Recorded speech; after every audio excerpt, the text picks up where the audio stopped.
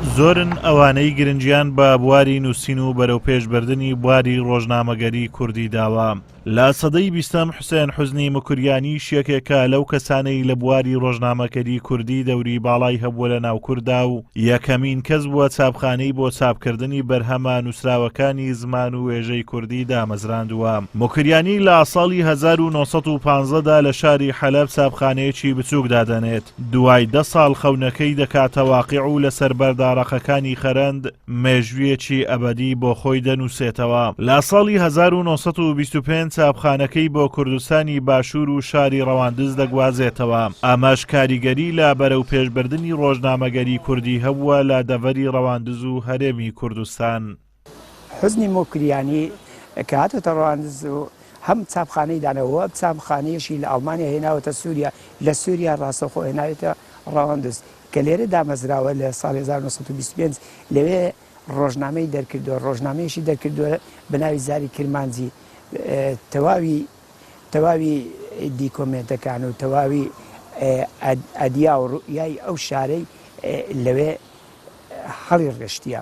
تاکو ساڵی 1943 دوورخراوەتەوە بە هۆکاری سیاسی دوورخراوەتەوە بۆ بەغدا و بۆ هەولێر و لە هەولێریش بۆ بەغدا دوورخراوەتەوە تاکو لە بەغدا کۆچی دوایی کردووە.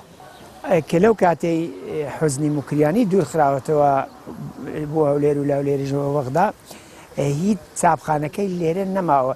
هۆکاری بە سیاسەتکردنیش تەنیا هیچ شتێکی لێرە نەماوە. مکریانی دوای نیشتەجێبوونی لە قەزای ڕەواندز چاپخانەکەی دەخاتە کار و لە ساڵانی 1926 تا ساڵی 1932دا گۆڤاری زاری کرمانجی پێچاپ کردووە و لەو ماوەیەدا 24 ژمارەی لێ بڵاو کردوتەوە. مکریانی سەرڕای دەرکردنی گۆڤار توانیویەتی 14 کتێب بە چاپخانەکەی بەچاپ بگەێنێت. لەپاڵ ئەم چاپخانەیەدا کە حوسێن حوزنی مکریانی لە وڵاتی ئەڵمانیا هێناوێتی و کامێرایەکی فۆتۆگرافیشی هێناوە توانیوێتی بەو کامێرایە وێنەی کۆمەڵی کەسایەتی و شاعری دیاری کوردستان تۆمار بکات بۆنەوەی ئێستامان. کۆمەڵێک لەو وێنایانەی ئێستاوی شاعرە کۆنەکان دەبینین بەشێکیان بە کامێراکەی حوسێن حوزنی مکریانی گیراون.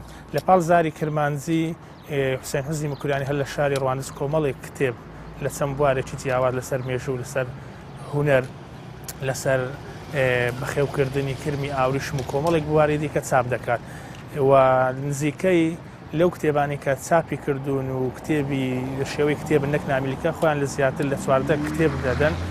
دیارترینە لەوانە مێژووی میرانی سۆرانەکە هەر بەو چاپخانەیە چاپی دەکات.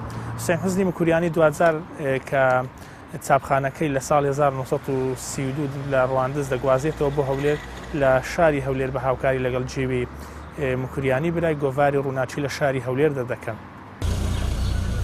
ئەمە ماڵی مکریانیە لە قەزای ڕەواندز. ماوەی زیاتر لە 5 ساڵا بەردی بناغی بۆ دانراوە و نووسینی سەربەردی بناغەکەی سپیوەتەوە تا ئێستا دەست بە نۆژەنکردنەوە و چاکردنەوەی نەکراوە کەوا بڕیار وایە بکرێتە مۆزەخانەیەکی گرنگ. لە هەرێمی کوردستان بەهۆی باڵادەستی حیزب و ڕێگری و فشارەکانیان بۆ سەر ڕۆژنامەنووسان لە سەدەی 21 ڕۆژنامەگەری کوردی ڕۆژ دوای ڕۆژ ئاستەنجی بۆ دروست دەکرێت و ڕۆژنامەنووسانی بوێر مەترسیان لەسەر ژیانیان هەیە. ئازادۆمەراوەی کەناڵی ئاسمانی پەیام تایبەت بە پەیامی ڕۆژ قەزای ڕەواندز.